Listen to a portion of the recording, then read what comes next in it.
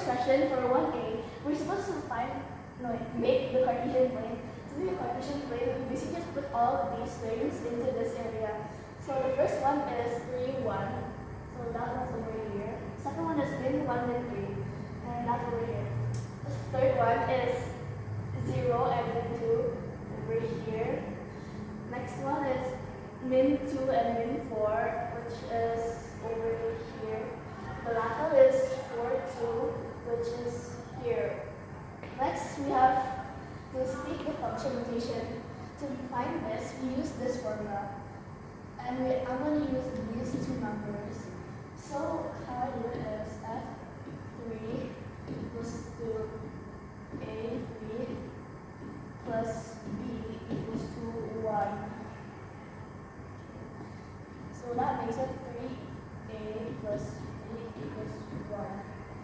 For the next one, we have f min 1 equals to a min 1 plus b equals to min 3.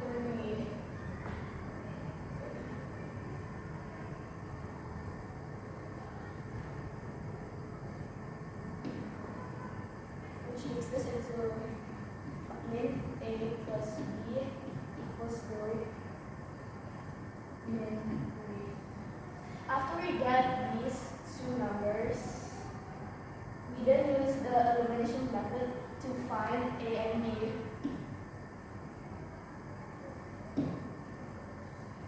So for the first one, we have to do 3a plus b equals to 1 minus a plus b equals to 3.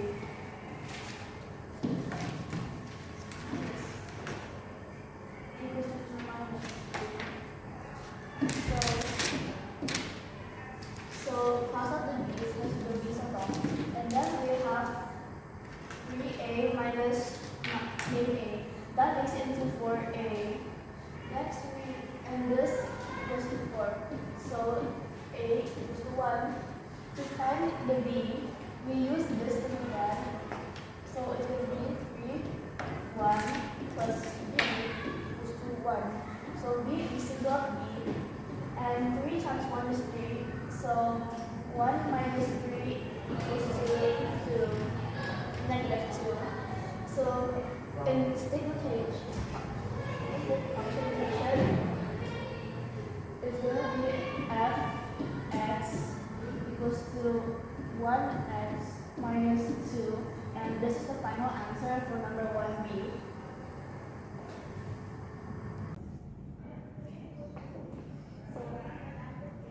Question 2 asks us to draw 4 arrow diagrams. The first arrow diagram is 1 to 1. Second one is 1 to many. Third one is many to 1. And the last one is many to many. So the first one, 1 to 1, is basically just like this. A, B, C, X. A to X, B to Y, and C to Z. This is an example of 1 to 1. The next one is 1 to many. 1 to many is basically one variable goes to many variables in the same circle. For example, a to x and y, and b to z or b. Next one is many to 1. So many to 1 is like this: a, b, c, and x, y. So we have a to y and b to y and c to x. And now we have last one, which is many to many. Many to many is like this, for example. So this is 1 to 1, 1 to many, many to many, many to 1, and many to many. Okay. So this is for number 3. I've already written the answers at the end, so I'm just going to explain it. For 3a, we're supposed to determine if these numbers are a function or not. And yes, these are a function because these x's are all different. And functions are not supposed to have the same x. And for 3b, we're supposed to find the function notation, so we're going to use the exact same formula that we used in number 1. So for number, I'm going to use these two numbers. So I've already got it. It's F3 equals to 3A plus B equals to 27. And F4 equals to 4A plus B equals 67. We're going to use the elimination method, which is minus. So from this method, we found that it's negative A equals to negative 37. But because this A cannot be negative, we switch it to positive. So this one we also switch it around and we give some positive also. So we got the A already, so now we have to find the B. For the B, I use this number or equation. So it turned out like this. So it's 3 times 37 plus B equals to 27. So this equals to 111 plus B equals to 27. So it's going to be 27 minus 111, which is negative 84. Okay. So this is the final answer. For question 4, it said given hx equals to 4x to the power of 2 plus 5. And ABCD is the x for A is 0, B is 3, C is negative 1, and D is half. Okay. So what we're going to do is just equals to 4, 2 plus 5. Okay. Since everything that's multiplied by 0 is 0, so we can just cross this out because 4 times 0 is only 0 and 0 times 0 is 0. And then we have to find it out. So the answer is 5 for number 8, for A. Next we have D. D is basically the same thing. So it's going to be 9 times 4. 9 times 4 equals to 36. 36 plus 5 equals to 41. So the answer for B is 41.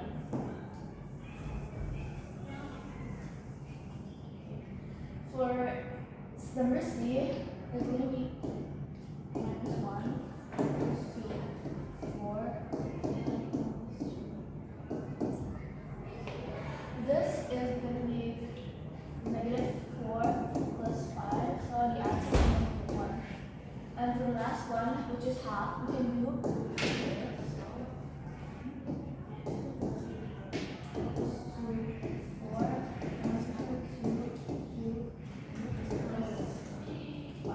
Okay. So, 4, 1 for 4 plus 5. Okay, so we can just cross this out, and then we have 1 and 5 left. So 1 plus 5 is 6. So the final answer for D is 6. These are the answers here. To find the value of, so question 5 gives us this function, and we have to find the value of x. So the value of x, for A is going to be 10. It's going to be 10 equals to 9x plus 1. But since it has to be singled out, so you put 1 to here. So 10 minus 1 equals to 9. So it's going to be 9x. And 9 divided by 9 is 1, so it's going to be x equals to 1. Okay? Then for B, B is 5 for 5. It's going to be 5.5 equals to 9x plus 1. We're going to do the exact same thing as we did for number A, which is move this here. So 5.5 minus 1 equals to 4.5. And 9 equals to 9x. So x equals to 4.5 per 9, which means it's going to be half. So the x for number B is half.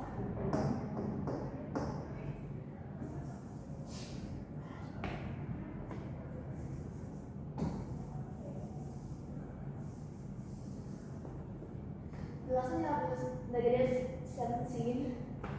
So negative 17 equals to 9x plus 1 equals to 9x negative 16. 18, sorry. Which means 18 divided by 9 equals to 2. So it's going to be negative 2 for, okay, so negative 8 equals to 9x. So x equals to negative 2. And this is the final answer. So for A it's 1, for B it's half, and for C it's negative 2. For question 6, we're given these two functions and we have to find fx equals to gx and fx plus gx equals to 0. So for A, all we do is basically somewhat similar to algebra, which is 2x plus 6 equals to 4x minus 12. Okay, so you have to move this around. So it's going to be 2x minus 4x equals to minus 12 minus 6 equals to 2x and minus 18. Okay?